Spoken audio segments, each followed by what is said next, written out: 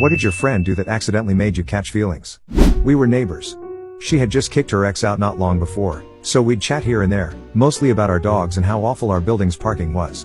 But there was this quiet comfort in knowing she was next door.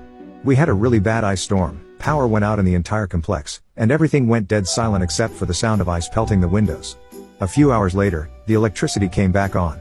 Except, in her unit, the heat didn't.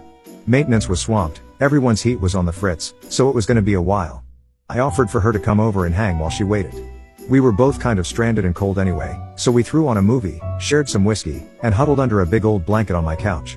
My apartment had some heat, but not much, just enough to fog the window slightly and not see our own breath inside. At some point during the movie, she passed out right there on the couch.